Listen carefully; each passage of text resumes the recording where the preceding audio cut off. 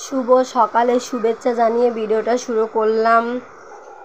দেশের বাহিরে ও দেশে যেইখান থেকে আমার ভিডিওটা দেখতেছেন সবাইকে জানাচ্ছি আসসালামু আলাইকুম।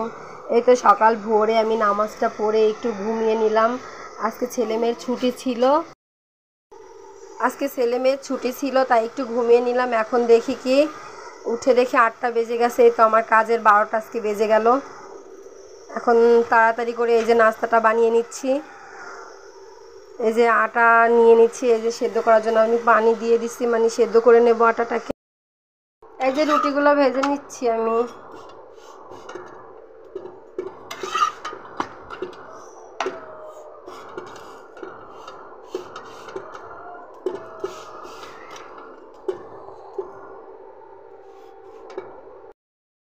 এই যে আমার রুটি ভাজা হয়ে গেল, এটা আমি উঠিয়ে নেব।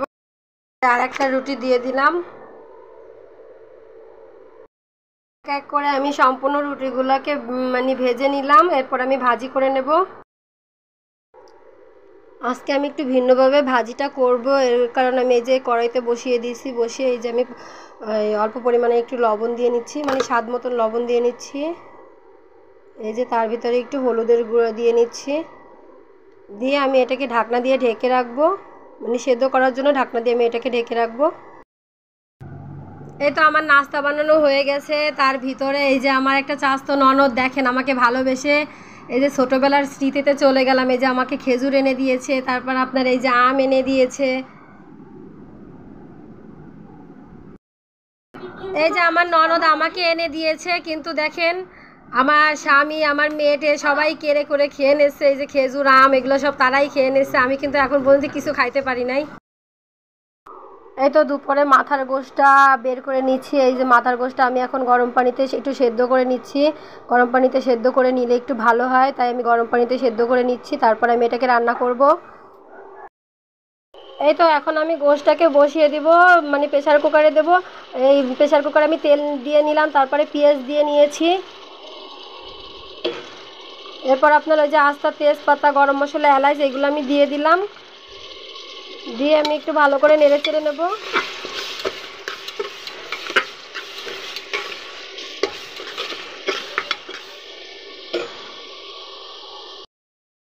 এর ভিতরে দিয়ে নেবো আমি এই যে জিরা বাটা, এই যে আদা বাটা, এই যে রসুন বাটা, এক এক করে সব বাটা মশলাগুলো আমি দিয়ে দেব। এর ভিতরে আমি আবার একটু নেড়ে চেড়ে নেব। এতে 1 চামচ মরিচের গুঁড়া দিয়ে নিচ্ছি। যে পরিমাণ মতন লবণ দিলাম, হলুদের গুঁড়া দিচ্ছি, দিয়ে নিলাম ধনিয়ার গুঁড়া। মশলাটা এখন আমি ভালো করে কষিয়ে নেব।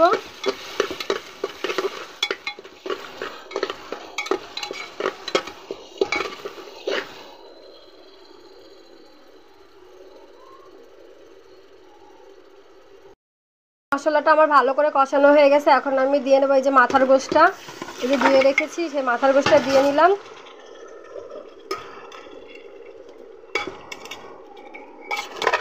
আমি একটু সুন্দর করে নেড়ে চেড়ে নেব।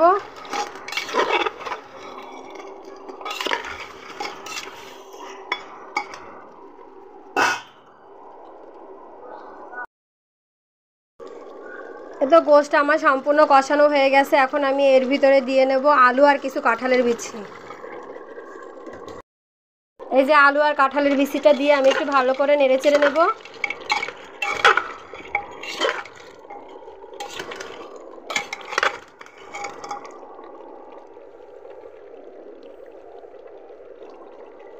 এর দেখেন আপনারা কালারটা কত সুন্দর আসছে, তরকারিটার অনেক সুন্দর আসছে।